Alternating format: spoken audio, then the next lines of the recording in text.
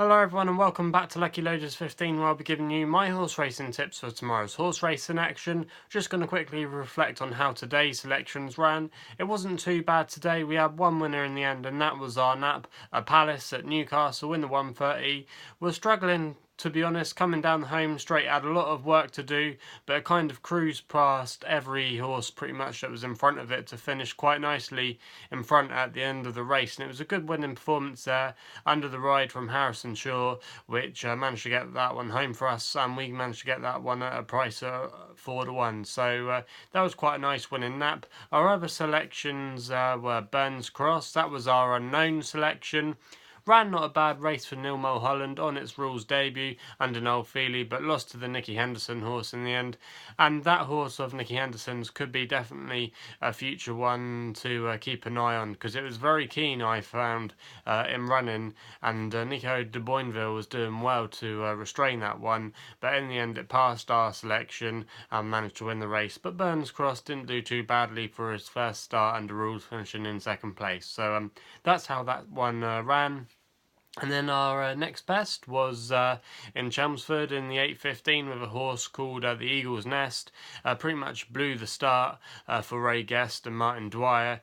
It was drawn in stall 1 and it really didn't capitalise on it at all. It was one of the slowest away and was always up against it from then on. Finished back in the midfield in the end, proving it was quite a disappointing run where it was well fancied. It was well patterned through the day, and even on at the races before the race even started, they had a quick word with Martin Dwyer, and he even fancied it to run a good race. So that one was a little bit disappointing, and you can obviously tell the start was probably the major factor that was to blame in that one's race. So that's how those did. We also had a long shot as well, Liberty Valance at Bangor, but that one became a non-runner in the end, which was quite frustrating. So we only had 3 runners today. At least we had a winner out of that with a Palace, and it wasn't a bad run by that one. So those how today's selections ran. We're going to be getting stuck into tomorrow's horse racing action, where there's only one jumps card on tomorrow and the rest is on the all-weather. So there's a few good race meetings around tomorrow, and hopefully some of these selections that I'm going to select for you in that new format we're doing of a nap, a next best, an unknown and a long shot will all come in good tomorrow. So tomorrow we're kicking off at Wetherby in the 1:15, and we're going with a horse called Pennywell, which is trained by Warren Greater-X, and Richard Johnson be taking the ride on this one tomorrow. It's been running pretty well recently. It's finished second last time out at Fakenham, where it ran not too badly behind a horse called Manila Gathering, which ran not a bad race on New Year's Day at Fakenham to confirm the strength of that form. Also as well, it's going to be off a nice low weight tomorrow. I think it might be the lightest weighted horse in the race, and that should definitely serve it well on the heavy ground, which is conditions that it does like, and I thought really tomorrow it had a very good chance of going very well and could be one of the main contenders to feature in the race. It's currently 5-2, and that's probably my best bet on tomorrow's racing. So that's going to be our nap selection tomorrow to kick us off at 1:15. We then go to the 2:55 for our next selection, and that's going to be our next best tomorrow with a horse called Carqalin, which is trained by Kim Bailey, and apprentice jockey Tommy O'Brien be taking a ride on this one tomorrow. Now this race is designed for amateur and conditional jockeys, and Mr. Tommy O'Brien, he's been riding really well. One horse Trio Pass for Tom Lacey springs to mind, which actually won for us at Towcester a couple of weeks ago, but apart from that he's been riding really well for quite a few good stables, and Kim Bailey's giving him a chance with this one tomorrow.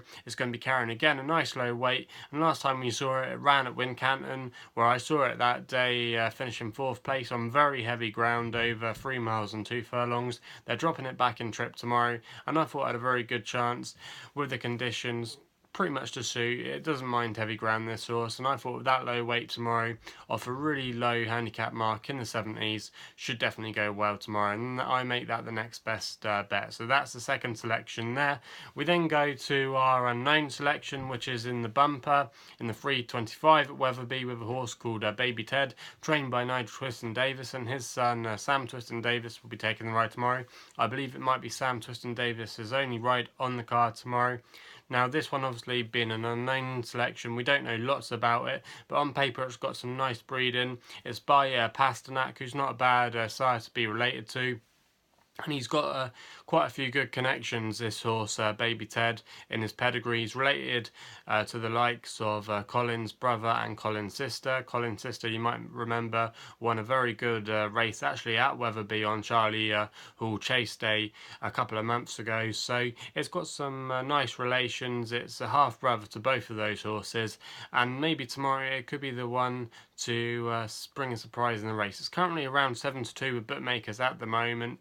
Obviously, the Warren Greatorex horse is definitely probably the one to beat on paper. That one's got some good relations, being related to Irish Cavalier. But I thought maybe the ground in the pedigree could go against it. The sire that's from Oscar tends to like more better ground, more good ground. So I thought tomorrow Baby Ted could be the one to go with in this race tomorrow. And it was interesting as well that it's Sam Twiston-Davis' only ride. So that's the third selection tomorrow and the unknown selection. We then go to Kempton, sorry about that, for our last selection in the 8:45, which will be tomorrow's Longshot with a horse called Plucky Dip. It's currently around 14-1 with bookmakers at the moment. It's trained by John Ryan, and Adam Kirby takes the ride, and you really want to follow Adam Kirby, especially at this time of year on the all-weather circuits. He gets a lot of good rides, and he often rides a lot of winners. Now this horse, Plucky Dip, is on a really low handicap mark compared to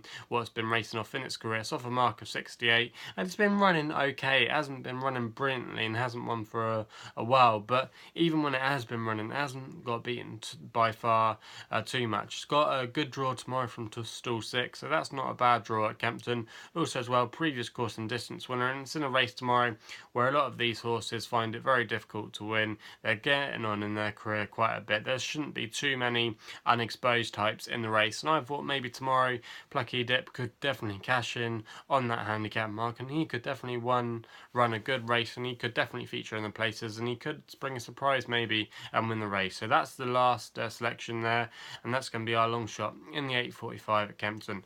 Anyway, there are selections for tomorrow's horse race in action. If you've had a good day today, or got any better bets that you think are worth doing tomorrow, please let us know in the comments box below. Also as well, please subscribe to the YouTube channel here at Lucky15. You can also follow us on Facebook and Twitter at the same name. Gamble responsibly, and we'll be seeing you soon.